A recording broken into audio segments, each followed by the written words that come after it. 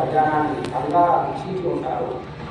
వారు మనగారి పీఠంలో వారి పూజా కార్యక్రమాలు నిర్వహించి గురువుగారి ద్వారా రామాయణ విశేషాలను మానవ జీవన వ్యక్తిత్వానికి రామాయణం ఏ విధంగా తోడ్పడుతుందో ఆ రామాయణ రహస్యాలను గురువుగారి వాక్కు నుంచి వెలువయ్యేటువంటి అమృతధారలతో మనం శ్రవణవేదిగా విని ధరించాలని కోరుకుంటూ గురువుగారు వచ్చేంత వరకు 2 నిమిషాలు భాగవతంలో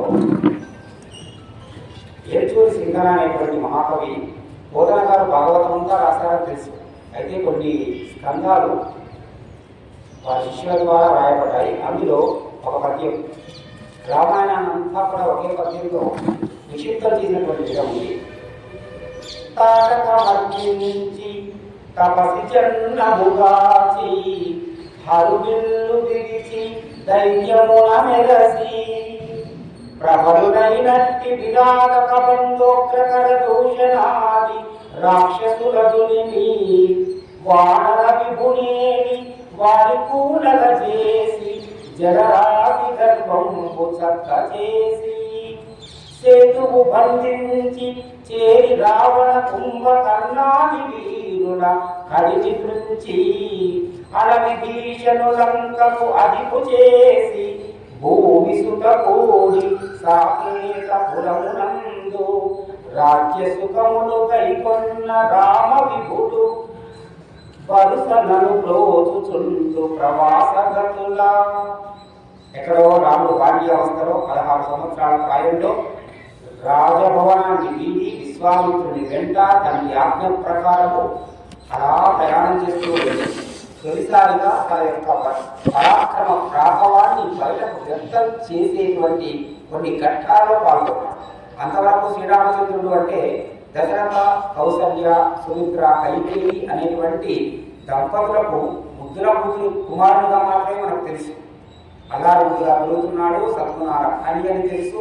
అందరి బాధలను తన బాధగా భావిస్తాడని తెలుసు. ఎవరికి ఏ చిన్న కష్టం వచ్చినా తనకు వచ్చినట్లుగా భావిస్తాడు. ఎవరిలో ఏ చిన్న ఆనందం కలిగినా అది తనకు కలిగినట్లుగా విపరీతంగా సంతోషపడేటువంటి సద్గుణమూర్తి అని ఇలా రకరకాల రామాయణం చెప్పుకుంటూ వస్తాం. వశిష్ఠుడి దగ్గర ఏదో విద్యాభ్యాసాలు చేశాడు. మరి అంతటి రామచంద్రమూర్తి తన యొక్క మహాత్మ్యాన్ని ప్రకటించే సన్నివేశాలు అంతవరకు మనకు కనిపించవు. అదే భాగవతంలో కృష్ణుడు అంటారా పుట్టక ముందు నుంచే మొదలైంది. కృష్ణ పరమాత్మ జన్మించక ముందు నుంచే ఇంకా తన ప్రభావాన్ని చూపించడం మొదలుపెట్టాడు. కానీ రాముడు అలా బాల్యంగానే మానవుల మాదిరిగానే ఆ అన్ని ఆనందాలు, అన్ని విచారాలు, అన్ని సుఖాలు, దుఃఖాలు పొందుతూ తొలిసారిగా విశ్వామిత్రుడు వచ్చి యాగ సంరక్షణ కోసం నీ కుమారుని పంపాలి అన్నప్పుడు దశరథుడు అనేక తర్జన భర్జనలు పడి పిల్లవాడు, పసివాడు, యుద్ధం అంటే తెలియదు, ఏదో నేర్చుకున్నాడు అంటే ఏదైపోయింది, ప్రాక్టికల్స్ లేవన్నట్లుగా నేను పంపలేను అంటే వశిష్ఠుడు విశ్వామిత్రుని గొప్పతనాన్ని చెప్పి విశ్వామిత్రుని యొక్క సంరక్షణలో ఉండటము అంటే ఇంకా ఏ విధమైన ప్రమాదము లేకుండా అత్యంత సుఖప్రదంగా ఉండేటువంటి స్థానము అని చెప్పి అసలు యాగాన్ని సంరక్షించుకోవడం అనేది విశ్వామిత్రునికి ఒక లెక్కలో కాదు. ఏదో ఒక కారణం పెట్టుకొని రామచంద్రమూర్తుల వారికి తాను అనుగ్రహించవలసినటువంటి ఆ ఐశ్వర్యం ఏదైతే ఉందో, ఐశ్వర్యం అంటే ఇక్కడ సంపద కాదు, విద్యా ఐశ్వర్యం ఏదైతే ఉందో, క్షత్రియులకు కావలసినటువంటి అస్త్ర ఐశ్వర్యం ఏదైతే ఉందో దాన్ని అనుగ్రహించడం కోసం విశ్వామిత్రుడు వచ్చాడు అని చెప్పి అది గ్రహించి తాను అనుగ్రహించాడు, పంపించాడు. అలా వచ్చినటువంటి రామచంద్రమూర్తికి అతనితో పాటు లక్ష్మణునికి విశ్వామిత్రుడు 1, 2 కాదు అసంఖ్యాకమైన అస్త్రాల ప్రయోగాన్ని వివరించాడు. అంటే మనకు అస్త్రాలు అంటే మంత్ర బలం చేత పనిచేసే, శస్త్రాలు అంటే లోహాలతో తయారు చేసినటువంటి గద కావచ్చు, కత్తి కావచ్చు, విల్లు కావచ్చు, బాణం కావచ్చు, ఇలాంటి అవయవాలు పరిశ్రమ కావచ్చు. కానీ అస్త్రం అలా కాదు, ఒక్కొక్క దేవతామూర్తిని ఉద్దేశించి ఒక మంత్రంతో ఉంటుంది. ఆ మంత్రాన్ని మనం జపించి ప్రయోగిస్తే అక్కడ బాణమే ఉండాల్సిన అవసరం లేదు, కత్తి ఉండాల్సిన అవసరం లేదు. అలా పెన్నున్నా చాలు, గడ్డి పరగ ఉన్నా చాలు, దానితోనే అది ఆ మంత్ర ప్రభావం చేత ఆ దేవతామూర్తి యొక్క శక్తిని నిక్షిప్తం చేసుకొని తన యొక్క ప్రభావాన్ని చూపిస్తుంది. అలా ఉన్నవే పాశుపతాస్త్రం, నారాయణాస్త్రం, బ్రహ్మాస్త్రం, ఐంద్రాస్త్రం, వారణాస్త్రం, ఆగ్నేయాస్త్రం, ఇలా చెప్పుకుంటూ వెళ్తే ఎన్నో అన్ని అస్త్రాల ప్రయోగాలను విశ్వామిత్రుడు రామచంద్రమూర్తికి ఉపదేశిస్తే వాటిని నేర్చుకొని అక్కడ జపించగానే అస్త్రాలన్నీ అలా మానవ రూపంలో లేక కండ కనిపించే రూపంలో వచ్చి కంటికి కనిపించి నీ ఆజ్ఞ ఎప్పుడు అంటే నేను మళ్ళీ పిలిచేంత వరకు రావద్దు అన్నాడు. తర్వాత విశ్వామిత్రుడిని అడిగి ఉపసంహార మంత్రాలు నేర్చుకున్నాడు. అంటే మనకేమి ఉండాలంటే కోపాన్ని వ్యక్తం చేయటమే కాదు, దాన్ని తగ్గించుకునే లక్షణం కూడా రావాలి. అస్త్రాన్ని ప్రయోగించడమే కాదు, ఆవేశంతో వచ్చినప్పుడు ఏదైనా చేయగలం. రామచంద్రమూర్తి కూడా కోపం వచ్చినప్పుడు యుద్ధంలో ఏ అస్త్రమైనా ప్రయోగించవచ్చు. ఆ అస్త్ర ప్రభావం చేత ఎంత వినాశనం జరుగుతుందో తెలుసు మనకు. ఒక అనుభవం వేస్తే ఏమవుతుంది అంటే ఆ ప్రాంతం అంతా నాశనం అవుతుంది. మరి తర్వాత దాన్ని మళ్ళీ మామూలు స్థాయికి తీసుకురావడం సాధ్యమైపోయింది. కాబట్టి ఉపసంహారక మంత్రాలు కూడా నేర్చుకున్నాడు. అలాంటి రామచంద్రమూర్తి యొక్క వైభవాన్ని తాటక మర్దనం చేత రామచంద్ర వైభవం బయటపడింది. అలాంటి తాటక మర్దనం మొదలుకొని ఆ విశ్వామిత్రుని యాగ సంరక్షణ మొదలుకొని తర్వాత అఖండ శాపం తొలగించడం, ఇలా వరుసగా రామచంద్రమూర్తి యొక్క మహాత్మ్యం వ్యక్తం చేసే ఘట్టాలన్నింటినీ యొక్క పద్యంలో వివరిస్తూ అలాంటి రామచంద్రమూర్తి మనకు ప్రవాసగతుగా ఇంట్లో ఉండకుండా బయటకు వెళ్ళినప్పుడు మమ్మల్ని కాపాడుగా వరుస నన్ను పూర్వస్తుండు ప్రవాసగతుగా అన్నాడు. ఎందుకు అంటే ఇంట్లో ఉన్నప్పుడైతే మనం ఉత్సవ ఆ యొక్క పూజా మందిరంలో స్వామివారి విగ్రహానికి పూజలు చేసుకుంటాం, షోడశోప ఉపచారాలు చేస్తాం. కానీ బయటకు వెళ్ళినప్పుడు ప్రయాణంలో ఉన్నప్పుడు కుదరదు. కాబట్టి ఇలాంటి పద్యం చదువుకొని రామచంద్రమూర్తికి నమస్కరించి స్వామి నేను బయట ఉన్నాను, ఇంట్లో పూజలు చేయలేకపోతున్నాను, నన్ను నువ్వు కాపాడుగా కానీ వేడుకున్నాడు. అలాంటి రామచంద్రమూర్తి మనందరినీ అర్పయించాలని కోరుకుంటూ ఇప్పుడు ఇంకా గురువు గారి నుంచి వచ్చేటువంటి అంత ధారలో మనం ఆ రామాయణ విశేషాలు ఉందా సరే. ధన్యవాదాలు.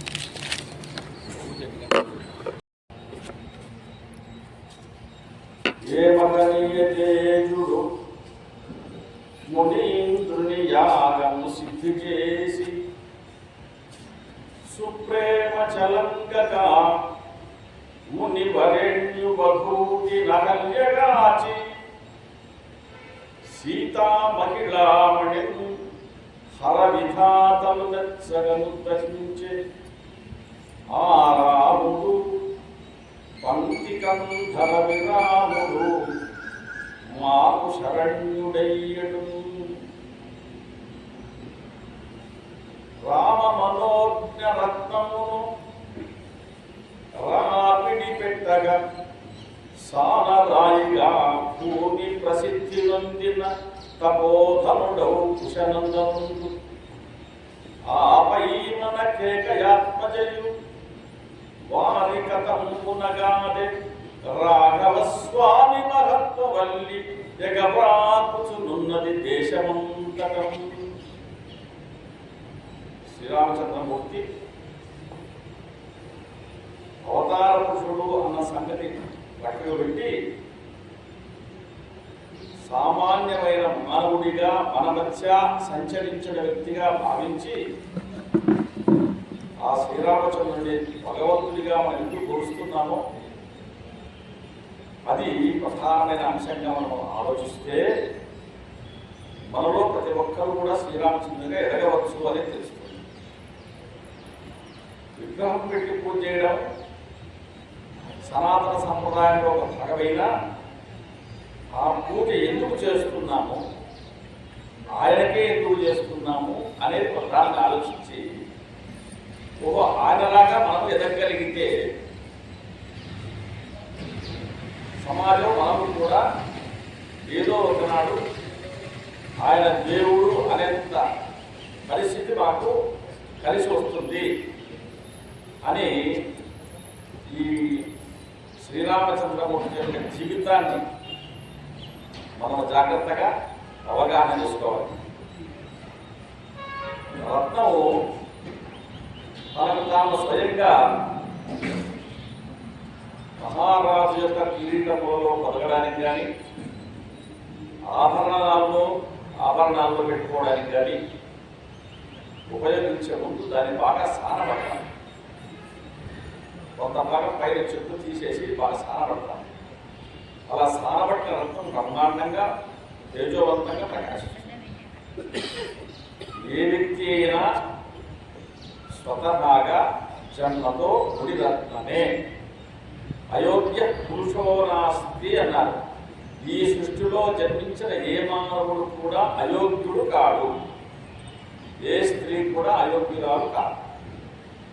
కానీ మొట్టమొదట గృహంలో ఇంటిలో ఉన్నటువంటి వ్యక్తులు కొందరు కాస్త సమాజంలోకి అడుగుపెట్టిన తర్వాత గురువు అనేవాడు. వీళ్ళిద్దరూ ప్రధానమైన బాధ్యత స్వీకరించాలి. మన పాఠశాలకు పిల్లలు పంపిస్తారు, కేవలం ఉపాధ్యాయుడు మాత్రమే బాధ్యత, మాకు సంబంధం లేదు. తల్లిదండ్రులకు తప్పు. తల్లిదండ్రులకు కూడా సరిసమానమైన బాధ్యత స్వీకరించి గురువు ఏం చెబుతున్నాడు అని గమనించి తెలుసుకొని పిల్లలకు బాగా తర్ఫీదివ్వాలి. బాధ్యత తల్లిదండ్రులు వహిస్తే ఇంటి దగ్గర పిల్లలకు చదువు ఉంటుంది, ఆ వ్యక్తుల మధ్య ప్రేమ ఉంటుంది.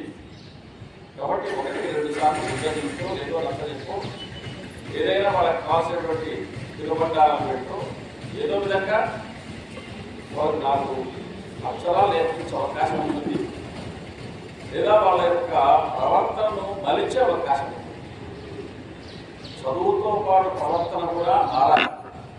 కేవలం చదువు వస్తే ప్రయోజనం లేదు. విద్యచే భూషితుండై వెలయుచున్న తొడరి వర్జింపద కుసుమీ దుర్జనుండు చారు మాణిక్య భూషిత శస్తమస్తకం పైన పన్నగము భయంకరముగాదే. విద్య బాగా ఉన్నదని ఎప్పుడే కానీ దుర్జనుడి దగ్గరికి చేరకూడదు. అది అలా దుర్జనుడిని ఆశ్రయించినట్టయితే వాడు విద్య గడపడంలోనే వీడి ప్రవర్తనను పాడు చేస్తారు. పాము దగ్గర మణి ఉంది, పడగపైన మణి ఉంది అని మన వాళ్ళు చెప్పుకుంటుంటారు. సరే ఉంది అనుకుందాం, మణి విలువైనదే అంటే మానవుడికి విద్య ఎంత గొప్పదో పాముకు ఆ మణి కూడా విలువైనది. ఆ మణి తీసుకుందామని ఎవడైనా చేయజాపుతాడా? పొరపాటు చేయజాపితే అది కాటేస్తుంది, మణి సంగతి దేవుడు మరణం సంభవిస్తుంది. కాబట్టి దుర్మార్గుడైనటువంటి విద్యావంతుడిని కూడా దూరంగా పెట్టాలన్నారు. కాబట్టి విద్యతో పాటు ఏం రావాలి అంటే ప్రవర్తన. అతని స్వభావంలో సహజ సిద్ధంగా ఏ లక్షణం అయితే ఉన్నదో అంటే గుడివచ్చం, ఈ సహజసిద్ధంగా ఉన్నటువంటి ఆ లక్షణాలను చక్కగా నెల్లగా మలిచి సమాజానికి సహాయము చేయగలిగినటువంటి సత్ సంప్రదాయాన్ని అనుసరించేటువంటి స్వభావాన్ని తను పెంచాలి. అది మొట్టమొదటి బాధ్యత ఉన్నటువంటి ఇంట్లో తల్లిదండ్రులు, లేదా ఆ పిల్లవాడు కానీ అమ్మాయి కానీ ఎవరికి దగ్గర సన్నిహితంగా ఉంటే తల్లి వచ్చేదే చదువుకుందరాని చూస్తుంది పిల్లవాడిని. వాడు ఎడగొట్టిగా అమ్మమ్మ దగ్గర వెళ్తారు, అమ్మమ్మ నేను నీతో ఆడుకుంటానంటాను. ఈ అమ్మాయి కోడలు వచ్చి రే రారా అని పిలిస్తే తల్లి ఉండిలేవి వాడు నాలుగు ఉన్నాడు అని ఆ విధంగా పెద్దవాళ్ళు అడ్డుపులు వేస్తే పిల్లవాడు చదువు సాగదు. ఆ మనిషికి యొక్క క్యారెక్టరైజేషన్, సత్ప్రవర్తన అనేది చాలా జాగ్రత్తగా గమనించుకుంటూ చేయాలి. ఎవరైనా వస్తువు తీసుకుంటే ఈ వస్తువు వాళ్ళ అడగంది తీసుకోరాదు, అది చాలా తప్పు. ఒకప్పుడు ఒక మునీశ్వరుడు అలా దానిలో వెళుతూ తోటలో మామిడి పండు కోసుకొని తిన్నందువల్ల ఆ తోట కాపలాదారు వచ్చి అరిస్తే ఈ చేతులు చేయి తగ్గుకుంటున్నాడు. ఈ చేయి ఉన్నందువల్ల కూడా ఆ పండు తీసుకున్నాను, లేకపోతే ఈ చేయలేకపోతే నేను పండు తీసుకున్నాను కాదు, దానికి అంత తీవ్రమైన శిక్ష తాను వేసుకున్నాను. అంటే ఇతరులు ఇట్లా చెబితే ఇతరుల సొమ్ము ముట్టుకోవద్దు, వాళ్ళని అడిగి వాళ్ళు అనుమతిస్తే తీసుకోవాలి. ఇలా మెల్లమెల్లగా చిన్నతనం నుంచే వాడి యొక్క ప్రవర్తనలో సత్ప్రవర్తనగా ఉండేటట్టుగా, మంచి ఉండేటట్టుగా తీర్చిదిద్దవలసిన బాధ్యత పట్ల గురుదస్తున్నది, ఇంట్లో ఉండేవాళ్ళది.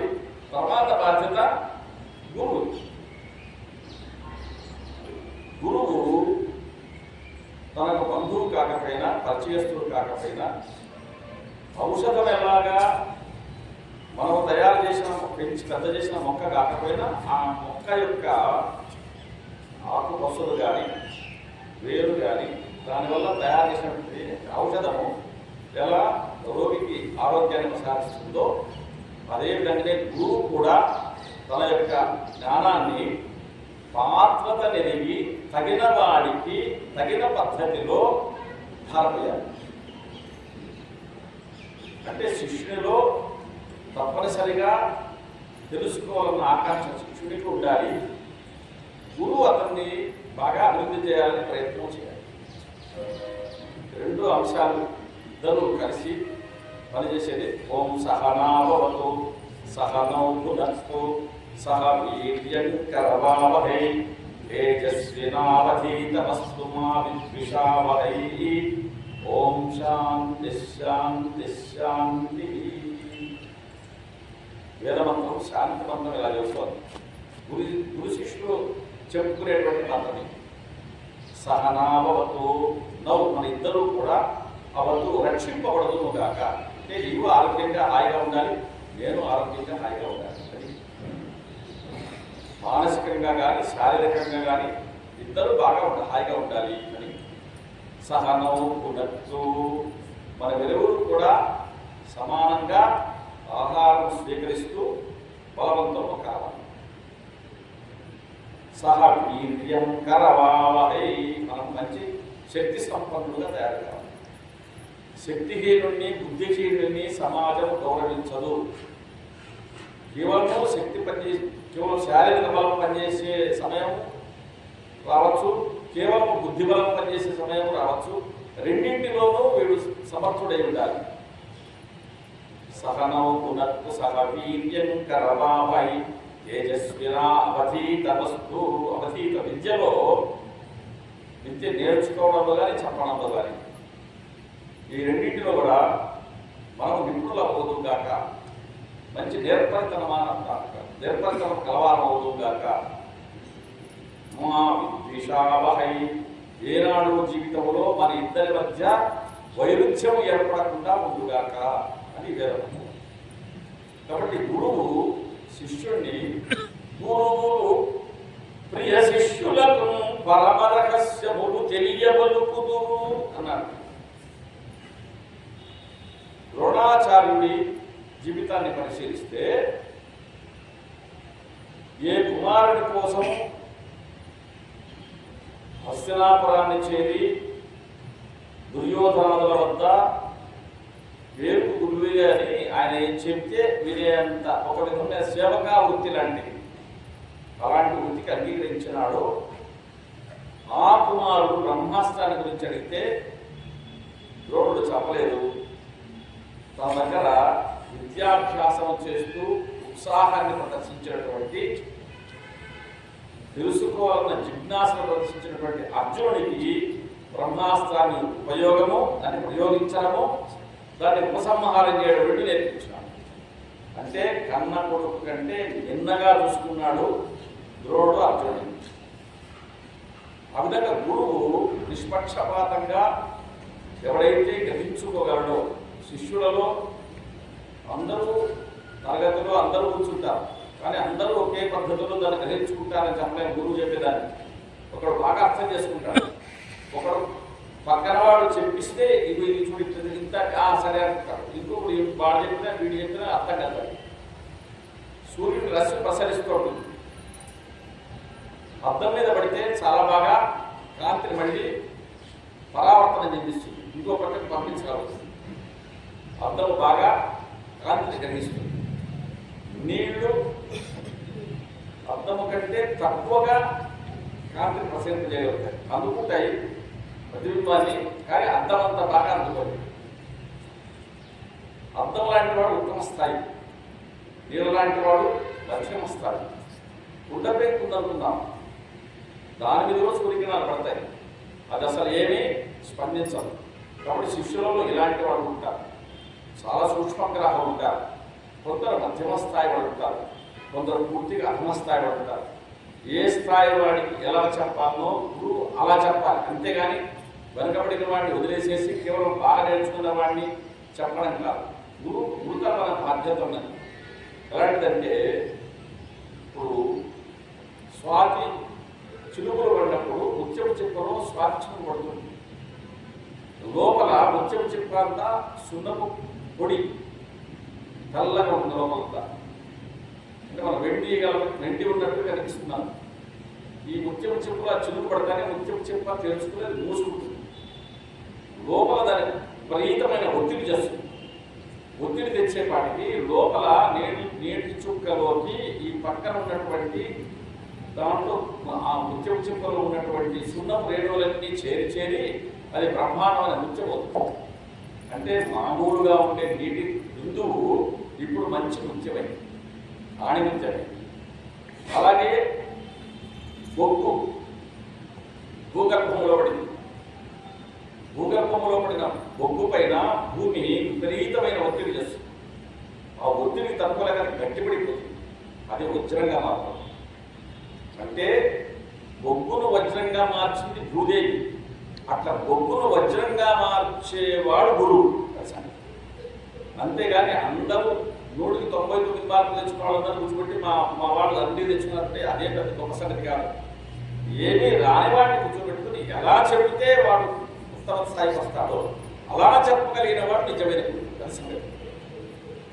వాడు తన విద్యనంతా భారపగలిగితే గురువు తెలుసు శిష్యునికి ఎలా చెప్తే వాడు అందుకుంటాడు అని. అదే పద్ధతిలో చెప్పుకుంటూ వెళితే వాడు కూడా ఉత్తముడుగా తయారవుతాడు. కాబట్టి గురువు అసలు సామాన్యమైనటువంటి జీవితంలో చాకలి వాడికి బట్టలు వేస్తే ఏ బట్టను ఎలా ఉతకాలనో అలా ఉతుకుతాడు వాడు. అంతేగా అన్ని డ్రమ్ములు వేసి దాంట్లో చౌడు సున్నము వేసి ఉడికించి బట్టకేసి కొట్టాడు. దేన్ని ఏ పద్ధతిలో ఉతకాలనో ఆ పద్ధతిలో దాన్ని ఉతికి తీసి పెట్టాలి. ఇదే పనే గురువు చేయాలి. ఎవరికి ఎంత చెప్పాలో ఏ స్థాయిలో చెప్పాలో ఆ స్థాయిలో చెప్పగలుగుతారు. ఇక్కడ రామచంద్రుని విషయంలో ఇరువురు రామ మనోజ్ఞరత్నమును రాపిడి పెట్టగా సానరాలిగా భూమి ప్రసిద్ధి నందిన తపోధనుడవు కుశనందనుడు. ప్రధానమైనటువంటి పాత్ర ఎవరిదే అంటే గురువుదే. తల్లిదండ్రులదా గురువుదా లెక్క వేస్తే ఇక్కడ ఏం చెప్తున్నారంటే మొట్టమొదటి ప్రధానమైన స్థానం ఎవరిదే అంటే గురువులే. గురువు దగ్గర శిష్యుడికి కొంత భయం ఉంటుంది, భక్తి ఉంటుంది. ఇంట్లో భయం ఉండకపోవచ్చు, ప్రేమ వాత్సల్యం ఉంటుంది. ఇక్కడ వాడు చెప్పింది దృష్టి పెట్టకపోవచ్చు.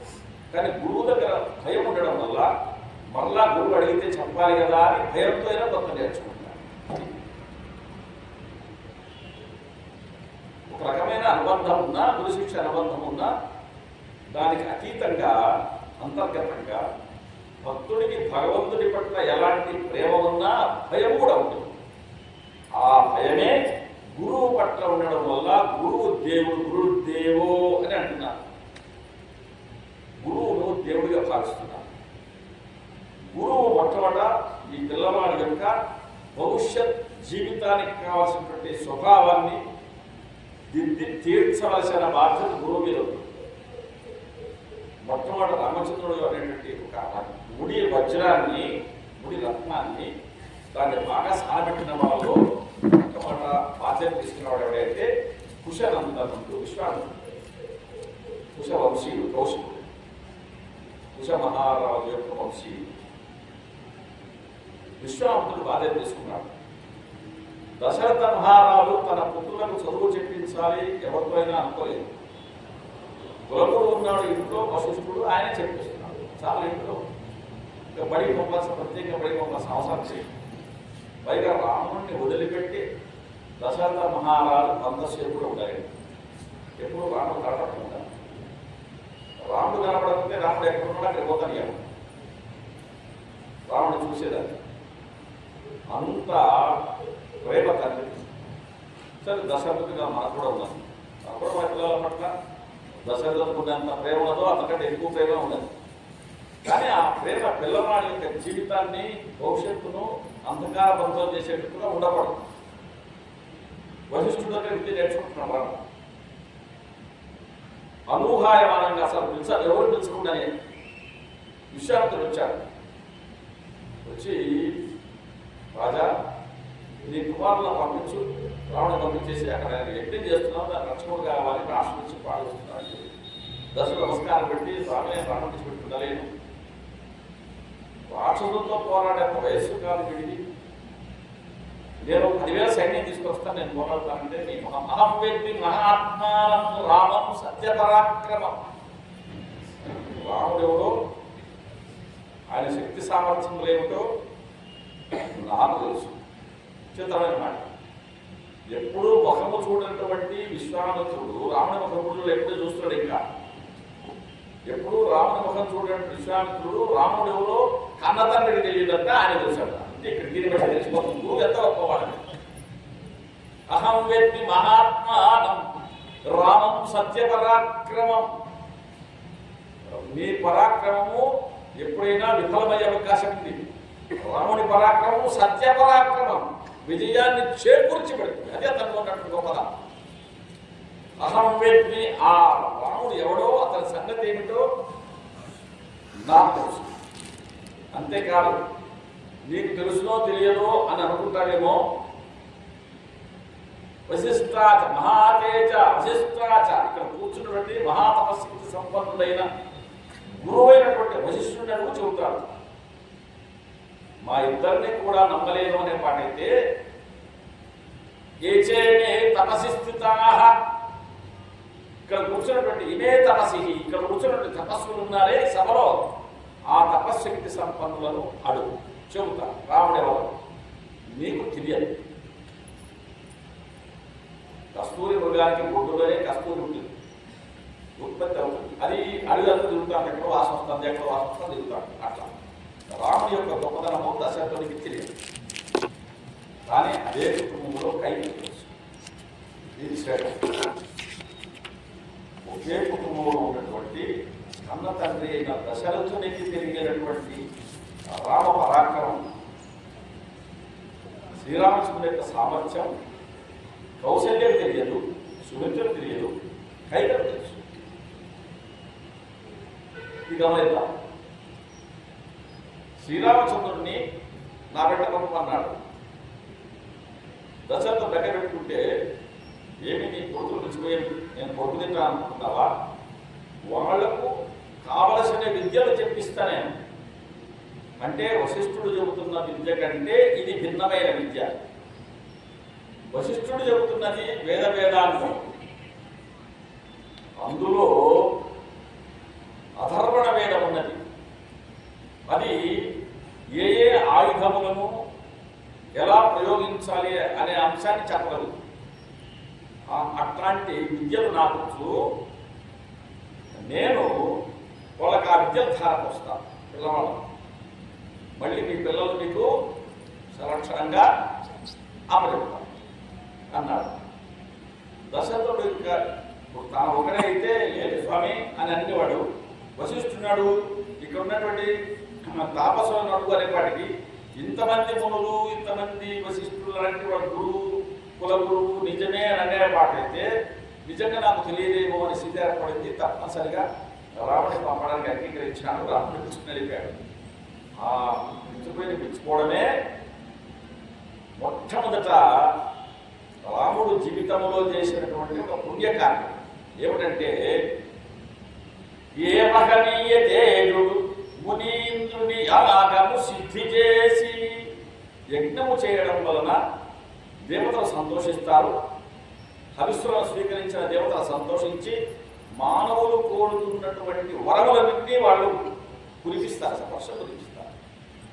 కాబట్టి ఇప్పుడు మానవ జాతి సంతోషిస్తుంది, సృష్టి అంతా సంతోషిస్తుంది. యజ్ఞం చేయడం వల్ల దేవతలు సంతోషిస్తారు. ఈ రెండు లోకములు సంతోషించేటువంటి ఈ రెండు లోకములను ఏకీకృతం, అంటే మానవుణ్ణి మాధవుణ్ణి ఏకీకృతం చేసేటువంటి ఒక ప్రక్రియ యజ్ఞం. అలాంటి యజ్ఞాన్ని, యజ్ఞ సంరక్షణ కోసం రాముడు వెళ్ళాడు. అక్కడ రాక్షసులలో మారీచుడు సుబాహుడు. సుబాహుడు అనేవాడిని ఆగ్నేయాస్త్రంతో కొట్టాడు. వాడు ఆగ్నేయాస్త్రం యొక్క ధాటికి చిట్టం కట్టిపోయినాడు. అంటే మామూలుగా కొలువులో చిట్టం కట్టిపోయింది అంటారు కాదు, ఏ పనికాదు. అట్లా వాడు చిట్టే కట్టిపోయినాడు. మారీచుడు వాయువ్యాస్త్రంతో కొట్టాడు. వాడు ఎగిరి సముద్రంలో పడ్డాడు గాలి కదా. ఎందుకు ఇద్దరిని ఆగ్నేయాస్త్రంతో కొట్టిండొచ్చు కదా, లేదా ఇద్దరిని వాయుయాస్త్రంతో కొట్టిండొచ్చు కదా అంటే సుబాహుడు లోకకంటకుడు ఉండకూడదు. అంటే రాక్షసులకు వేసే శిక్ష ఎంత తీవ్రంగా ఉంటుందో లోకానికి తెలియాలి. లోకానికి తెలియాలంటే చెప్పేవాడు ఉండాలి. ఇద్దరు చేస్తే చెప్పేవాడు కాదు. భవిష్యత్తులో రాముడు అనేవాడు ఒకడు ఉన్నాడు, ఇక్కడ రాష్ట్ర సంహారం చేయడానికి సంసిద్ధంగా ఉన్నాడు అనే సంగతి లోకాన్ని తెలియాలంటే, ముఖ్యంగా లంకలో తెలియాలంటే ఒకడు బతుకున్నాడు ఇద్దరిలో. అందుకని ఒకటి ఆగ్నేయాస్త్రంతో కొట్టాడు, వాడు చచ్చాడు. శిక్ష ఇంత తీవ్రంగా ఉంటుంది అని తెలియజెప్పడానికి మారీచుడిని వాయువాస్త్రంతో కొట్టాడు. వాడు ఎగిరి సముద్రంలో పడి ఆతపోయాడు. అందుకే వాడు పోయి మళ్ళీ అక్కడ బయట చేరుకున్న తర్వాత, లంక చేరుకున్న తర్వాత ఒక ఆశ్రమం కట్టుకుని, ముని ఆశ్రమం కట్టుకుని తపస్సు చేసుకుంటున్నాడు. వాడికి రామాని సత్త రాయబడతానే వాడికి ఒళ్ళంతా చదివి భయం, అమ్మో అని. ఎందుకంటే అస్త్రం యొక్క ధాటికి వాడు భయపడిపోయాడు బాగా. రావణాసుడు నుంచి ఒక పోదురా, జింగమాది పోదురా అంటే స్వామి నీకు తెలియదు మహానుభావ, సులభ పురుషారాజం సతతం ప్రియవాదిన. లోకంలో ముఖస్థుతి కోసం, ముఖప్రీతి కోసం మాట్లాడే వాళ్ళు కోకొల్లుగా ఉన్నారు. అప్రియస్య దుపత్యస్య, నీకు మంచి జరగాల అనేది నీకు ఇష్టం కాకపోయినా, నీకు నచ్చకపోయినా, నీ మేలును కోరి మంచి మాట చెప్పేవాళ్ళు వక్త శ్రోతాచతుర్లభ. లోకంలో చెప్పేవాడు లేడు, చెబితే వినేవాడు లేడు. కాబట్టి నా మాట విను, రాముడు తొలిపోదు, నువ్వు తప్పు చేస్తున్నావు అని హెచ్చరించాడు మారీచుడు. అంతే. సరే రావణుడు వాడు చేయాల్సిన పని వాడు చేశాడు, పని వేశాడు. అంటే రామచంద్రమూర్తి గురువు దగ్గర నేర్చుకున్నటువంటి విద్య ఏదైతే ఉన్నదో, అంటే విశ్వామిత్రుడి దగ్గర బల అతి బల అనేటువంటి విద్య నేర్చుకున్నాడు. వాటి వలన యుద్ధరంగంలో ఎంతసేపు పోరాడినా ఆకలి దప్పులుండవు, అలసట ఏర్పడదు. రాముడి వరకు అక్కర్లేదు. మనం ఒక పని చేయించాలని మనసులో పడితే మధ్యాహ్నం 1 గంటకు 1 వరకు భోంచేద్దామనే వాళ్ళు 3 అయినా అప్పని చేసుకుంటుంటారు. అంటే నీకు అప్పుడు ఆకలి కనపడలేదు, దప్పిక కనపడలేదు, అలసట కనపడలేదు. అంటే నీకు రాముడిలో ఏ లక్షణాలు ఉన్నాయో ఆ లక్షణాలు నీలో కూడా ఉన్నాయని అర్థం. అంటే బలాది బల విద్యలు గురువు నేర్పించాడు. ఎవడైనా అందరికీ చదువు నేర్పించాల్సిన వాడు గురువే. విశ్వామిత్రుడు నేర్పించాడు. ఆయన నేర్పించిన విద్యలను ఆధారంగా చేసుకొని రాష్ట్ర సంహారం పూర్తి చేశాడు. రాష్ట్ర సంహారం చేయడంలో ప్రధానమైనటువంటి కారణం ఏమిటంటే యజ్ఞాన్ని కాపాడు. ఏ మహనీయ చేయుడు ముని ఇంద్రుని యాగము శుద్ధి చేసి, ఇది ప్రధానమైన లక్షణం. అంటే మానవ జీవితంలో దేవతలకు ప్రియంగా ఉండాలి, మానవ జాతికి ప్రియంగా ఉండాలి. ఎవరి వల్ల మనం హాయిగా ఉంటామో వాళ్ళను జాగ్రత్తగా గమనించుకోవాలి. ఇంట్లో తల్లిదండ్రులు అన్నబెట్టి పోషిస్తున్నారు, వాడే దేవత. యజమాని ఒక ఆయన ఉన్నాడు, మనకు పరిచయస్తుడు, ఆయన మనకు బంధుత్వం లేదు, అయ్యో వీడు చెడిపోతున్నాడే ఆయన చేరదీసి వీడిని బాగు చేశాడు అనుకోండి, అతను దేవుడే, తల్లిదండ్రులు లాంటి వాడే.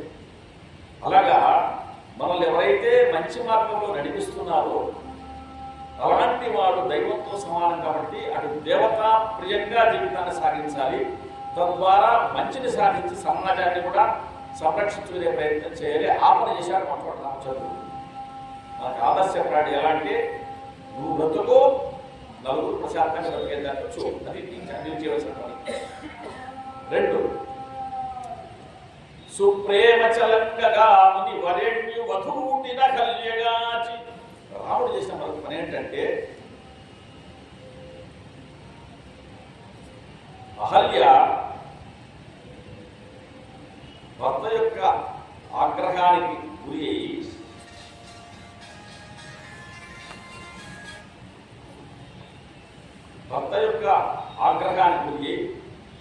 శత్రురాలైతే, శత్రుపబడితే నిజానికి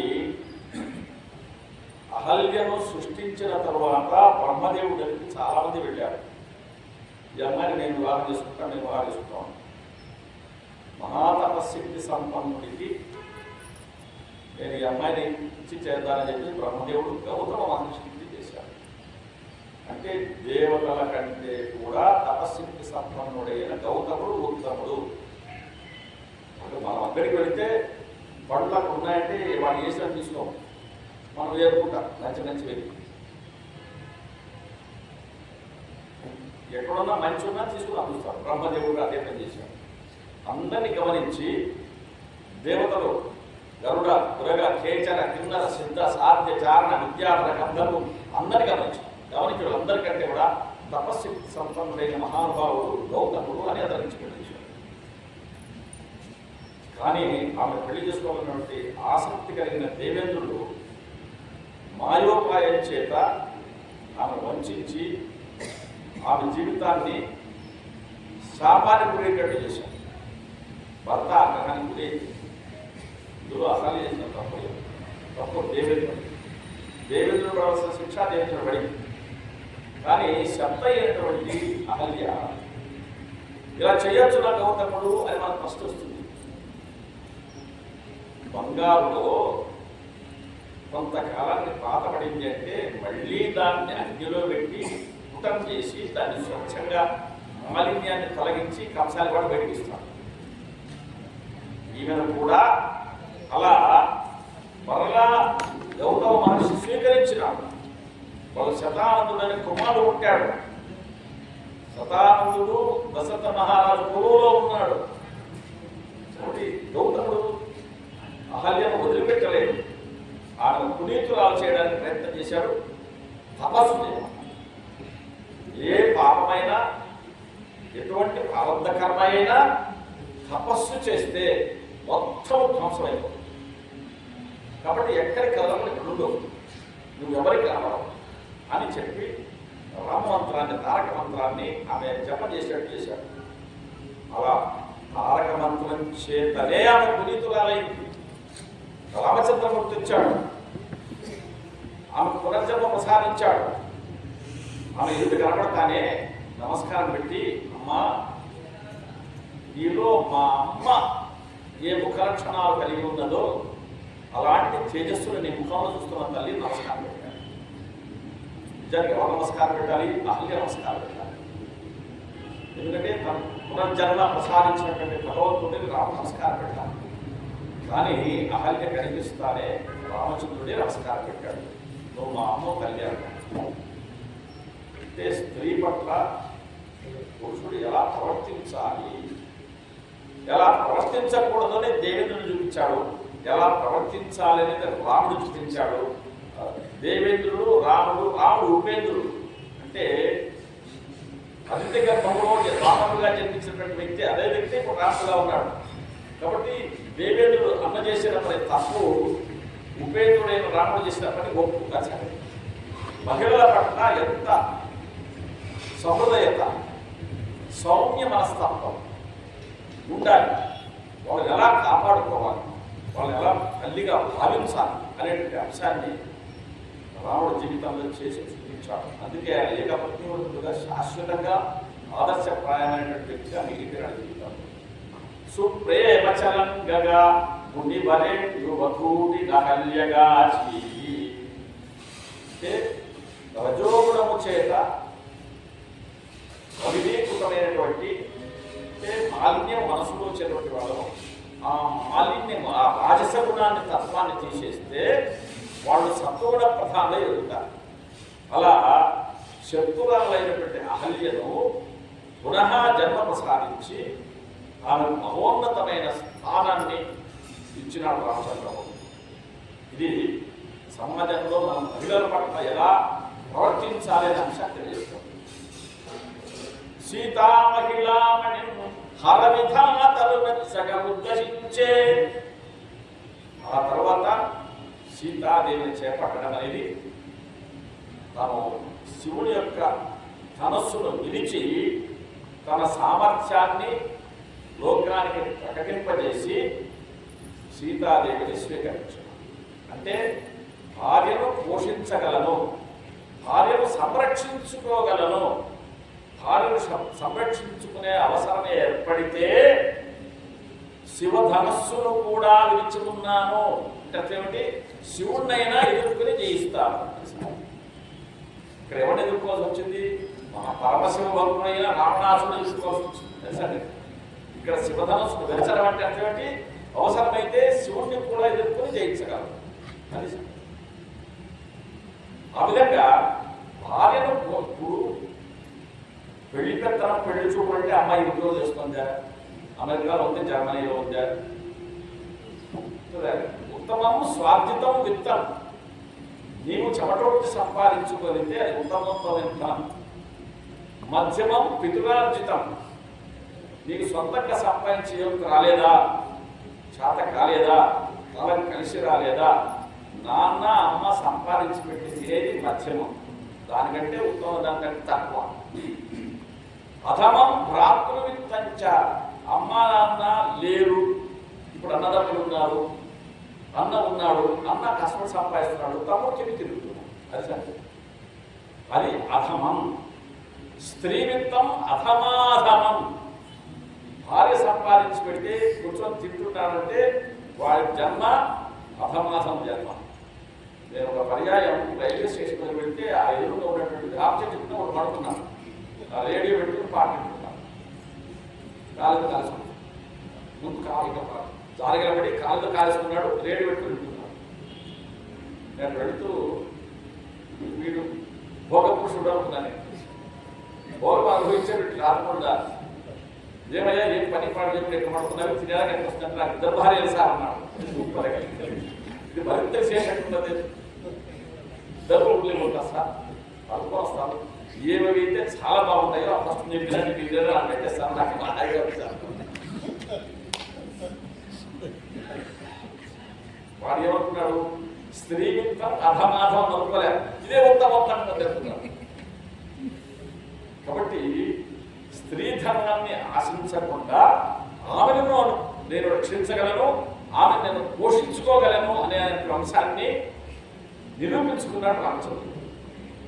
సీతా మహిళా మణి హర విధాతలు మెచ్చగా ఉద్ధరించే ఆ రాముడు అంటే దేవతాప్రియంగా మహాయజ్ఞాన్ని సంరక్షించిన వాడు, యజ్ఞ ప్రియుడు. అతను యజ్ఞాన్ని రక్షించేవాడు, యజ్ఞ రక్షకుడు. అలాగే జీవితంలో దెబ్బతిన్న వాడిని చేయబట్టి ఉద్ధరించినటువంటి మహాత్ముడు, అహల్యను ఉద్ధరించినటువంటి మహాత్ముడు.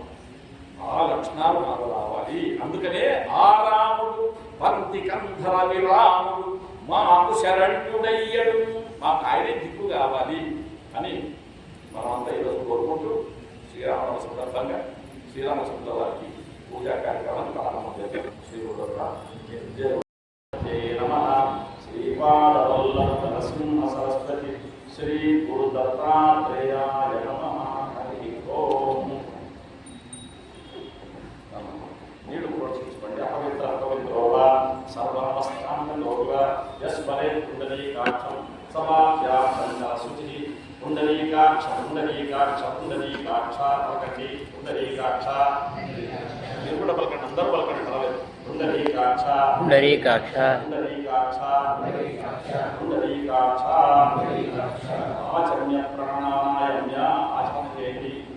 ఓం కేశవాయ స్వాహ. మీరు పలకండి.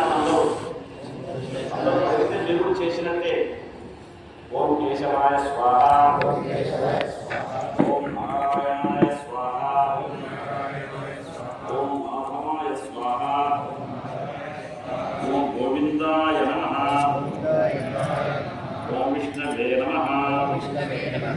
ఓం మధుసూదనాయ నమః. ఓం త్రివిక్రమాయ నమః. ఓం వామనాయ నమః. ఓం శ్రీధరాయ నమః. ఓం శ్రీకేశాయ నమః. ఓం పద్మనాభాయ నమః. ఓం దామోదరాయ నమః. ఓం సంకర్షణాయ నమః. ఓం వాసుదేవాయ నమః. ఓం ప్రద్యుమ్నాయ నమః. ఓం అనిరుద్ధాయ పురుషోత్తమాయ నమః ఓం అదోక్షజాయ నమః ఓం నామరసింహాయ నమః ఓం అచ్యుతాయ నమః ఓం జనార్దనాయ నమః ఓం ఉపేంద్రాయ నమః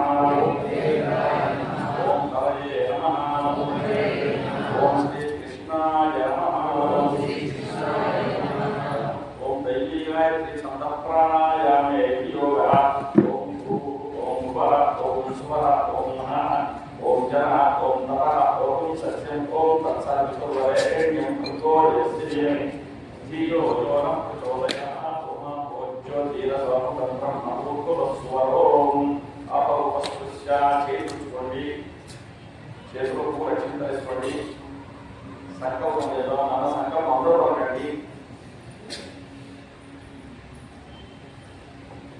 తెలుసుకున్నాం మమ ఉపాత్త సమస్త దురితక్షయ ద్వారా శ్రీ పరమేశ్వరం ఉద్దిశ్య శ్రీ పరమేశ్వర ప్రీత్యర్థం శ్రీ సీతారామ అనుగ్రహ ప్రసాద సిద్ధ్యర్థం శుభే శోభనముహూర్తే శ్రీ మహావిష్ణోః ఆజ్ఞయా ప్రవర్తమానస్య బ్రహ్మణః ద్వితీయపరార్థే శ్వేతవరాహకల్పే వైవస్వతమన్వంతరే కలియుగే ప్రథమపాదే జంబూద్వీపే భరతవర్షే భరతఖండే మేరోః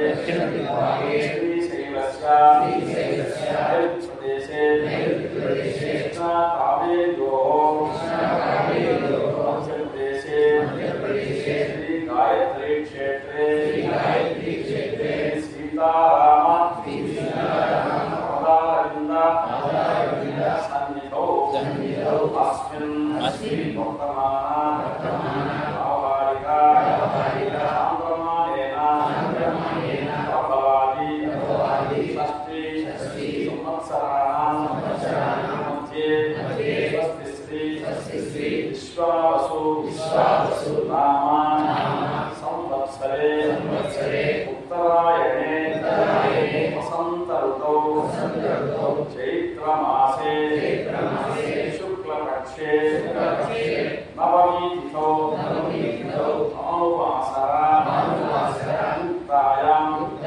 శుభనక్షత్ర శుభయోగ శుభకరణ ఏవం గుణ విశేషణ విశిష్టాయాం శుభతిథౌ శ్రీమాన్ మీరు ఈ ఇంటి పేరు లేదా గోత్రము మీ పేరు మీ కుటుంబ సభ్యుల పేరు ఒకసారి మనసులో చెప్పుకోండి.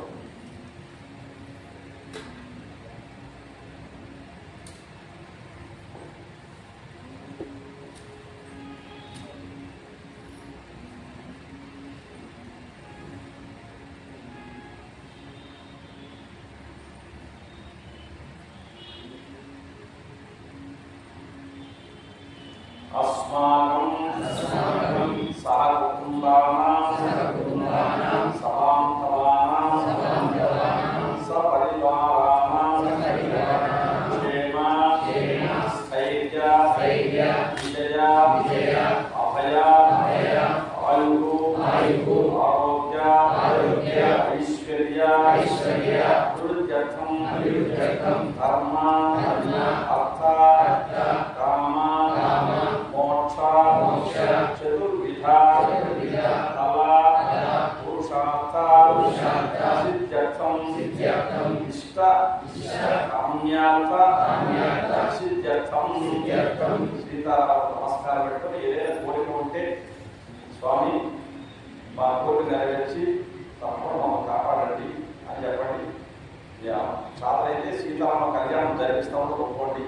అమ్మాయిలకి తొందరగా పెళ్ళి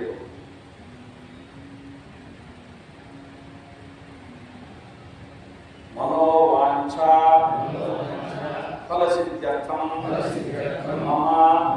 गजन्मनि जन्मान्तरेषु कायिका वाचिका मानसिका सांसर्गिका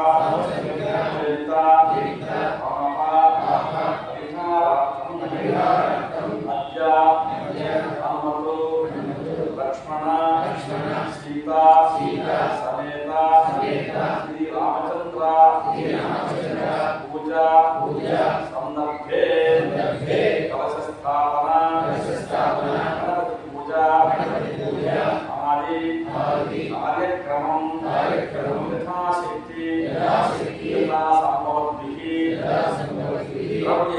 द्रव्यैः यथा संभवद्भिः उपचारैः संभविता नियमेन करिष्ये चित्रकला पूरक कलशाराधन करिष्ये कलशंలో పసుపు కుంకుమ గంధము పువ్వు రక్షింపజేసి చుట్టూ 3 గంధం పెట్టి అలంకారం చేసి చేయించండి. ఓం కలశంతే కంటే ప్రసమాస్త మూలే ప్రసిద్ధో బ్రహ్మ మధ్యే మాత్మనాస్తా ఉచ్చౌ సాగరా సర్వే సప్త దీపా సుందర ఋగ్వేదో యజుర్వేదస్సా వేదధర్మః అంగే శరీరా సర్వే దశాం సమాస్తా స్వయం దేవ పూజా సంయుక్తేకారకః కర్మే జీవనే దేవ గోదావ సంస్కృతి ధర్మదే సింధు కావేరీ గరేషు సన్నిధు మహాభోవాయ సంసం విశ్వా భూతాన్యాపః ప్రాణావ ఆపః సర్వాపః అన్నమాపః ఔతమాప సంప్రాత ఓవిరమద స్వరాద సందాక్ష్యాపో ज्योति श्यापो श्याप सत्यमा सर्वा देवता आपो भूतो स्वरा ओम श्री कलशोदेना देवम आ गणपतिना निरूपणिंचंడి సీతారామగ్రహాలను పోషించండి ఆత్మానం దీపే పోషించుకోండి పూజా ద్రవ్యాన్ని సంప్రోక్ష ఓం అగ్నిజ్యోతన సుతర్వి ప్రసుతి కవిజీవో దాత దగ్నేశస్తౌ శుక్రాం భారతి యతే తవ జ్యోతి విశేషయః తదర్గత్వేన విజ్ఞాన సమాప్తం ఆరోహణ పూజాంచ కరిష్యే నమః పూజ సమగ్రదేవ సంక్షిప్తదేవ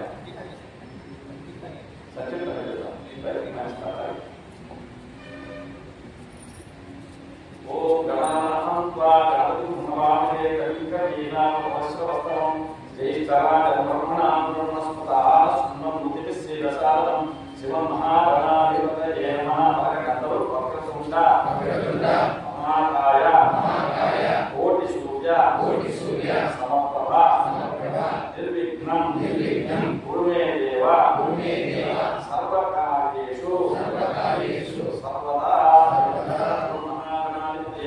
ध्यायामि ध्यानसमर्पयामि आवाहयामि ताकि ओम तसलिते तस्माच्चक्षुः प्राण निगमो देवोगम जो अस्य उच्चतमं देवया स्वस्ति अमृतै प्राणात्मा प्राणाय यथास्थानोपयते आवाहन पूर्वमास्ता पूर्वमासति पूर्वमासु प्रसन्नोपा वरदो वास्तिरासनं कुरु गणपतिनामसाक्षरे गोपु गणपतिमावाहयामि ओम कुमारगणपतिमावाहयामि ओम सुवर्णगणपतिमावाहयामि ओम गोस्वमगणपतिमावाहयामि अंतर्भागणि स्वामी सर्वजगन्नाथ पूजावसानकं तावतो त्वं प्रीतिभावेन बिम्बेऽस्मिन् सन्निधिं कुरु महागणाधिपतये नमः ध्यायामि समर्पयामि आवाहयामि आसनं समर्पयामि पादयोः पाद्यं समर्पयामि उद्धरणीं हस्तयोः अर्घ्यं समर्पयामि मुखे आचमनं समर्पयामि वधुवर्गं समर्पयामि बलाकर्षण स्नानं समर्पयामि पंचामृतस्नानं समर्पयामि ओम आसुरी ओम आप्यायस्व समेते यूचरगति ओम आप्यायस्व समेते तत्त्वमुख्यं भवाय संगते क्षीरेण स्नापयामि यदि प्राणो काशविष्णो स्मस्यवाजनः सुरग्नोखा प्राणाय पुष्टाय तत्नास्मयामि शुक्रमसिज्योतिर्तेजोषि देवो सर्वोत्पन्नात्तचित्तेन पुत्रेण सौस्तुभ्यसर्वि आख्यं स्नापयामि मधुपातार्ताय देवदक्षान्ति सिद्धवा मा केन सौख्य कोशधीः मधुलक्तमकोशसि मधुमत्प्राप्तिकमुदितः नवुत्यवस्त्रकामधुमातो वस्त्रगन्धुमापुनस्तु सूर्यः माध्यर्गावोत्रः मधुनास्मयामि स्वारुपवस्विद्याय जन्मने स्वारुद्राय कवेर्नामे स्वारुद्राय वरुणाय वायवे मधुमापदच्छः शर्करयास्मयामि याफलबीजा अवलापुष्पाय सपुष्पिणीः बृहस्पतिर्वधूतास्तावं चन्द्रोमसः फलोदकेन स्नापयामि ॐ पंचामृतस्नानं शुद्धोदकस्नानं समर्पयामि वस्त्रम् अभिवस्त्रावसनानि अनुषादिवेनो स्मृगा पूयमानाः अभिचन्द्रावन्तरेणो हिरण्यां पुष्पान्तरिणो देवसोमा वस्त्रयुक्तं समर्पयामि यज्ञोपवीतं परमं पवित्रं जातेय शैलं पुरस्तात् आयुष्येकं स्फुटमित्युक्तमो तेजा यज्ञोपवीता प्रचकान् समर्पयामि गर्भं दन्तद्वारां दुरादर्शामि च पुष्टान् करीषीः ईश्वरीं सर्वभूतानां तागोपयस्य श्रीगन्धां धारयामि पक्षप्रवेदाय देवराय पूर्वाभवपुष्पिणीः तदाश्चन्द्री गाढी समुद्रस्यालङ्करणात्मक्षतां समर्पयामि तदपुष्पैः पूजयामि परगणन्दरो ॐ सुमुखाय नमः ॐ एकदन्ताय नमः ॐ खगेनाय नमः ॐ गजकन्दकाय नमः ॐ तपोदराय नमः ॐ विकटाय नमः ॐ सिद्धराजाय नमः ॐ गणाधिपाय नमः ॐ धूमकेतवे नमः ॐ गणाध्यक्षाय नमः ॐ भालचन्द्राय नमः ॐ गजाननाय नमः ॐ वक्रतुण्डाय नमः ॐ शूर्पकर्णाय नमः ॐ हेरम्बाय नमः ॐ स्कन्दपूर्वजाय नमः ॐ सर्वसिद्धिप्रदायकाय नमः धूपं धूर्वाङ्कुरां सुधारितां मुलप्रदां आनीतां स्वपूजार्थं पुराणकर्णायक सहस्रपरमा देवी शतमूला शताङ्कुरा सर्वं हतुमे पापं धूर्वां स्वप्ननाशिनी धूर्वायुक्तं समर्पयामि तद्धूपं ॐ वनस्पतये गन्धार्थे सुमनोहरैः आग्रे सर्वदेवानां धूपयुक्ततां धूमाघ्रापयामि दशानं गुरोवेदं गन्धमनोहरं करुणाकरं धूपयुक्ततां धूमाघ्रापयामि साच्चौदश्रीकमेन युक्तमयाघ्रामकल्पितमस्योक्तिरामुख्यादिमोक्षादेव रागिमां नरकात् घोरान्ते ज्योतिर्नमोऽस्ते ॐ कुटीये यशजातवेदोपण्डनृतिममा पशुश्चमसिमावहतिमञ्चोच विपन्दर्शयामि नैवेद्यं प्रोक्ष्यामसिञ्चनोपस्वः तत्सवितुर्वरेण्यं भक्तोदिवश्रीमहि धियो यो न प्रचोदयात् तत्त्वासन्तेरमसिञ्चारवस्तमसि स्वाहा ॐ प्राणाय स्वाहा ॐ अपानाय स्वाहा ॐ ज्ञानाय स्वाहा ॐ उदानाय स्वाहा ॐ समानाय स्वाहा शिवमहागणाधिपतये नमः प्रदोषकालपूजा समये प्रातःकालिका आम्रफला कदली फलनिवेदनं समर्पयामि मध्ये आचमनं समर्पयामि अमृतार्थानुग्रहं समर्पयामि हस्तोक्षालयामि पादोक्षालयामि शुद्धाचरणीयं समर्पयामि भोगिवसमायं ताम्बूलं नारवेदं कर्पूरसंयुक्तं ताम्बूलं पुष्टां ताम्बूलं समर्पयामि दक्षिणा हिरण्यगर्भस्थं देवयोद्धासोः अनन्तपुण्यलोकस्यान्निवेशने स्वपुष्पदक्षिणां समर्पयामि वीराजनं मंगलारति ॐ हिरण्यपात्रमदो पूर्णं ददाति मदव्यो सामीत्य कथा ब्रह्मणोहति एकदैव यजमान आयुष्येजो ददाति साम्राज्यं भोजं स्वाराज्यं वैराज्यं आमेयं राज्यं महाराज्यवादिवेदं समस्तमध्यानि स्यात् सार्वमस्तावाय धातानात्मात्मदेशोत्तमजन्ताय एकराणिति श्रीमद्रमारमण गोविन्दा गणेश भगवान की जय रक्षां धारयामि मंत्रपुष्पांजलि गोरक्षण తెలుసుకోండి అందరూ పలకండి ఓం తత్పురుషాయ విద్మహే వక్రతుండాయ ధీమహి తన్నో దంతిః ప్రచోదయాత్ राजाय प्रसन्न साकिने नमो वयं वैश्रवणाय कुर्महे समे कामां कामकामाय मह्यं कामेश्वरो वैश्रवणो ददाति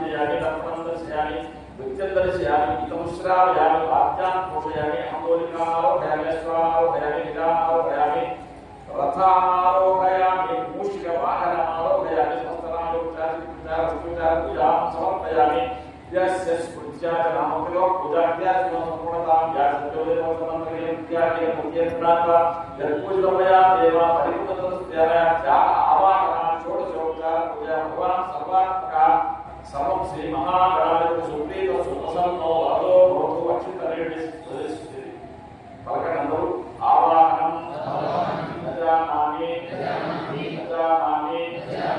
सज्जनं पूजाक्रमं गजानामि क्षम्यतां परमेश्वरा कायेन वाचा सेन्द्रियेर्वा विचात्मना वा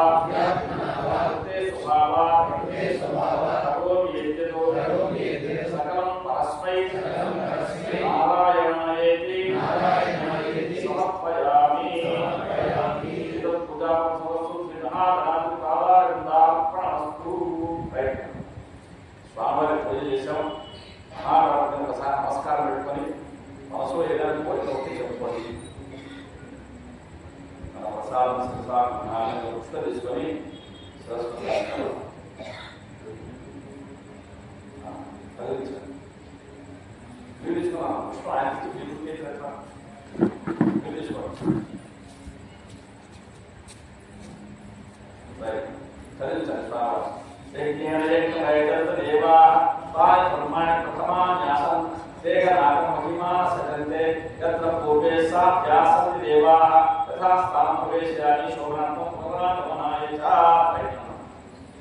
श्री सीतारामचंद्र परब्रह्मणे नमः। ज्ञानम्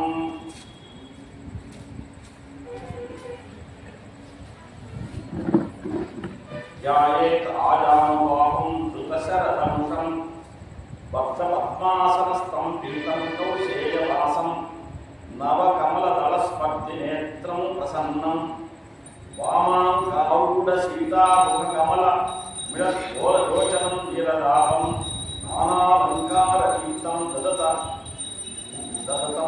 जटामण्डलं रामचन्द्रं श्री सीतारामाख्यां नमः। ध्यायामि समर्पयामि आवाहयामि ताकनवो मसनीते ओम आवाहयामि विश्वेशं जानकीवल्लभं प्रभुं कौसल्यातनयं विष्णुं श्रीरामं कृते परम् आवाहयामि ओम मसनीते तस्मात् चक्रप्राणनमोदे भवं जो तस्य उच्चरन्नमते व्यासस्ति औवै प्राणवाप्राणाय यथास्तां उपयते अवाहितो भवास्तावितो भवा सन्निहितो भवा सुप्रसन्नो भवा वरदो भवा स्थिरासनं नालु पर्यायचिन्तयेम। श्री सीतारामाभ्यां नमः। ओम भू सीतारामाभ्यां नमः आवाहयामि। ओम भुवः श्री सीतारामाभ्यां नमः आवाहयामि। ओम स्वः श्री सीतारामाभ्यां नमः आवाहयामि। ओम भुवः स्वः श्री सीतारामाभ्यां नमः आवाहयामि। आसनं राजाधिराज राजेन्द्र रामचंद्र महीमते रत्नसिंहासनं तुभ्यं दास्यामि श्री गुरुप्रभो। श्री सीतारामाभ्यां नमः नवरत्नखचितदेव सिंहासनं पक्षतां समर्पयामि। नीళ్ళు వేసేయండి। पादयोः पाद्यं समर्पयामि। त्रैलोक्य पावन अनंत नमस्ते रघुनायक पाद्यविघ्राण राजर्षे नमो राजीवलोचन श्री सीतारामाभ्यां नमः। पादयोः पाद्यं समर्पयामि। అట్లా అధ్యాయం చేతులు అడుగుతున్నట్టుగా భావన చేసి తల్లి పరిపూర్ణ పరమానంద నమో దాశరథే ప్రభో గృహార్ఘ్యమయా దత్తం కృష్ణ విష్ణో జనార్దన శ్రీ सीतारामाभ्यां नमः। सेवभक्तिं समर्पयामि।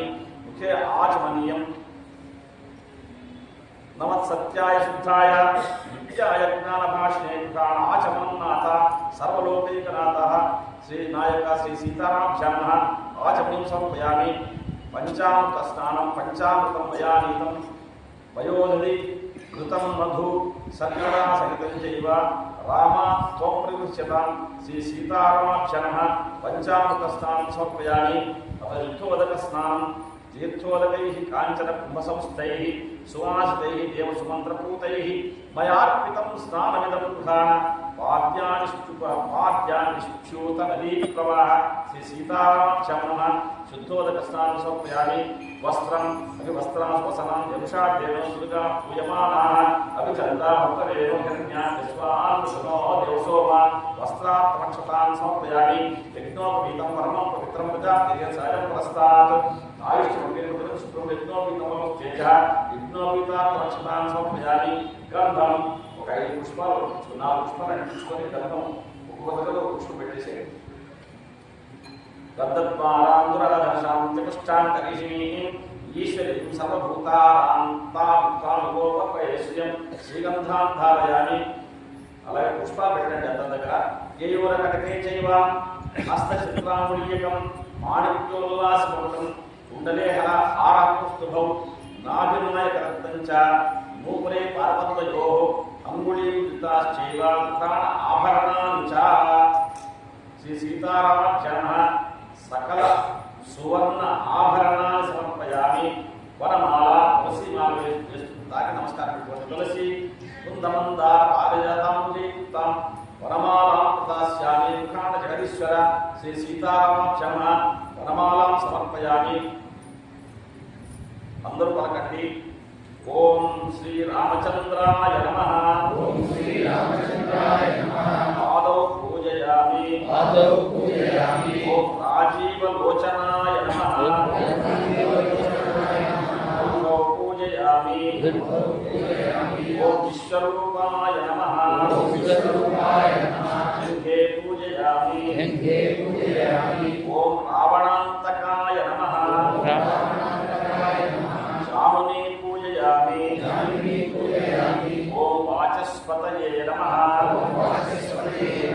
గురు పూజయామి ఓం లక్ష్మణాగ్రజాయ నమః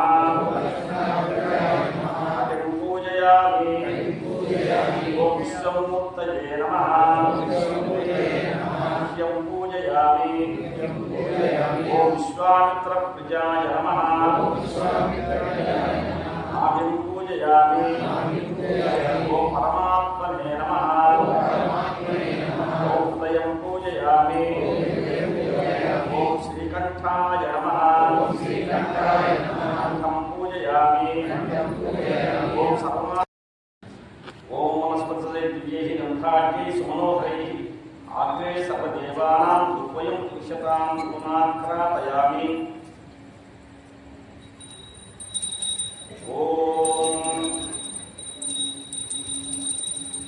ధూమా ప్రశాంతం సులోకేతం నందన మనోహరం కరుణారసమితం దుర్వయం పురుషతాం గుణాక్రాపయామి సాధ్యం కృష్ణమయాగ్రామలం దీపం త్రిలోక్యంగ్రామం త్యాగం వేచ్ఛాద్యపాయ పరమాత్మనే త్రాగిమం నరకాత్ ఘోరాత్ దివ్య జ్యోతిర్నమోస్తుతే ధూపదీపానందం శుద్ధ ఆచమనం సమర్పయామి నైవేద్యం ప్రోక్షాపరిశించాలోస్వ తత్సర్వితుర్వరేణ్యం భర్గో దేవస్య ధీమహి ధియో యో న ప్రచోదయాత్ ఉతం త్వా సత్యేన నమస్తమోస్తనమసి స్వాహ ఓం ప్రాణాయ స్వాహ ఓం అపానాయ స్వాహ ఓం జ్ఞానాయ స్వాహ ఓం ఉదానాయ స్వాహ ఓం సమానాయ స్వాహ శ్రీ సీతారామాభ్యాం నమః దోషకాల పూజా సమయే శ్రీరామలోకర్వణి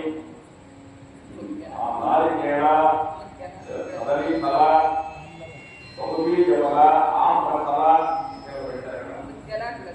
ఉద్గలాన్న నివేదన సమర్పయామి మధ్యే మధ్యే ఆచమనం సమర్పయామి ఉత్తరాధాసు ఉత్తరాధం సమర్పయామి హస్తౌ ప్రక్షాళయామి పాదౌ ప్రక్షాళయామి శుద్ధ ఆచమనీయం సమర్పయామి తాంబూలం ఉద్యమస్మాయుక్తం నాగవృత్తం కర్పూరచూర్ణ సంయుక్తం తాంబూలం కృతాం తాంబూలం సమర్పయామి నీరాజనం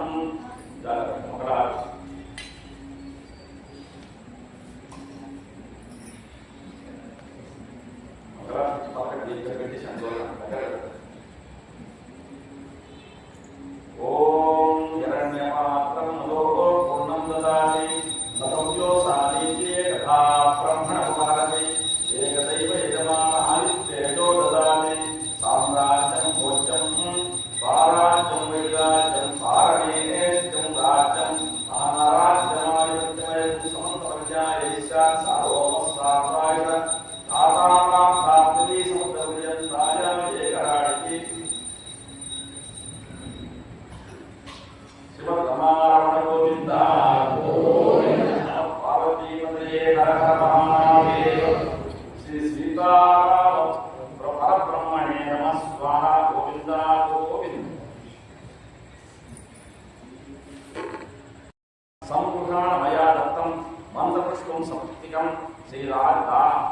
सीतारामभ्यो नमः मन्त्रपुष्पाञ्जलिं समर्पयामि भूमिजायै च विद्महे वामपत्न्यै च धीमहि तन्नः सीता प्रचोदयात् श्री सीतारामभ्यो नमः मन्त्रपुष्पाणि समर्पयामि प्रदक्षिणनमस्कारं योगं आत्मपुरुषे यानि कानि पापानि जन्मानि कृतानि च तानि पदशपदे पुण्योऽहं पुण्यकर्माहं पुण्यात्मा विष्णुः वायुनं प्रिया देवा शरणागतवत्सला अन्यथा शरणं नास्ति त्वमेव शरणं मम तस्मात् कालभावेन रक्ष रक्ष रामचन्द्र प्रभो सीतारामभ्यां नमः पुनः पूजां च करिष्ये छत्रमाच्छादयामि नक्षत्रेण चित्र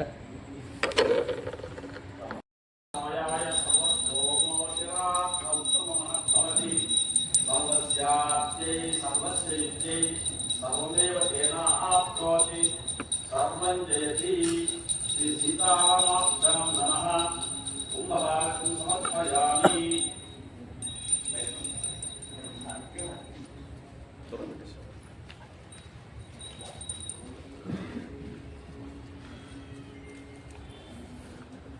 अमृतत्वाय जीवसे गातां जनिष्यमाणां च अमृते सत्ये प्रतिष्ठिताम् अथर्वपितुं मे गोपाय रसवन्ननिकायुषे अलद्भायोऽसीतगनो अविषन्नपितुं कृणो यद्दुश्य पशून् मे गोपाय विपादो ये चतुष्पदः अष्टाशपाश्चैकाग्ने ये चैव शपासुराः सप्रतसभां मे गोपाय ये च सक्षाः सभासदः तानिन्द्रियावतः कुरु सर्वमायुर्वासताम् अहे बुद्धयमन्त्रं मे गोपाय यवशयस्वजीविताभिषु सुचस्वामाभिषुकुंसि साहिश्रीरवुत्रासताम् मानो विकुंसि विजातवेदो यावश्चं पुरुषं जगतु अभिप्रलग्नागहिश्रियामामरिपातय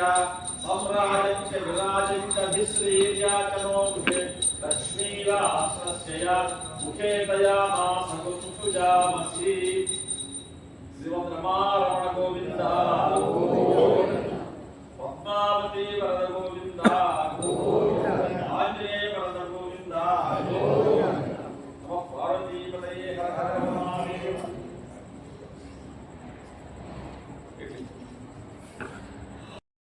समर्पयामि पूजां च करिष्ये छत्रमाच्छादयामि श्री सीतारामभ्यां नमः छत्रमाच्छादयामि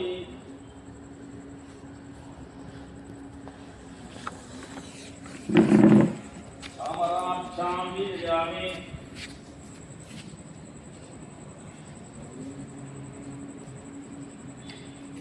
चामराभ्यां वीर्यामि दर्पणं दर्शयामि दर्पणं दर्शयामि दुःखं दर्शयामि विजनेरवीर्यामि दुःखं दर्शयामि गीतं श्रावयामि वाद्यां घोषयामि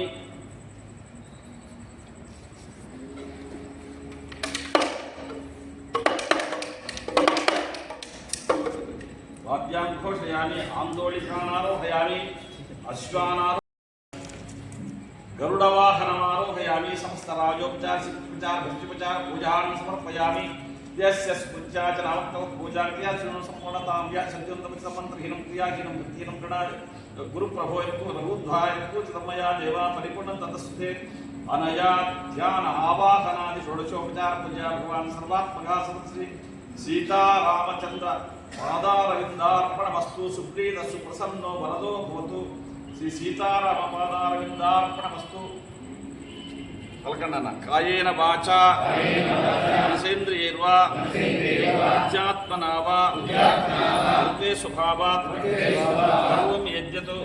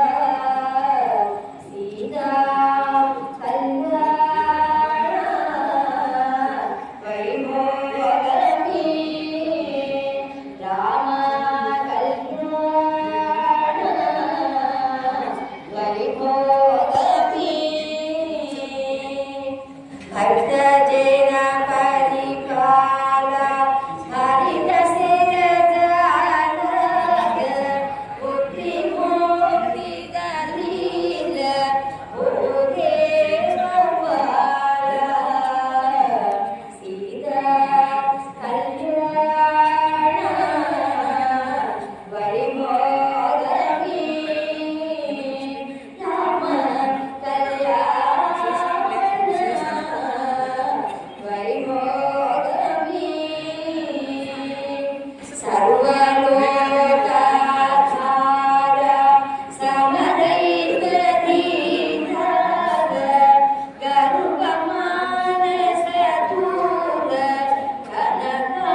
కనకారధీర సీతా కళ్యాణ వైభోగమే రామ కళ్యాణ వైభోగమే పరమేశ్వరుడ గీత భగవతి హరి కోట తరణి కుల సంజాత జాగద జాముద పరమేశ్వరుడ గీత భగవతి హరి కోట తరణి కుల సంజాత జాగద జాముద సీతా కళ్యాణ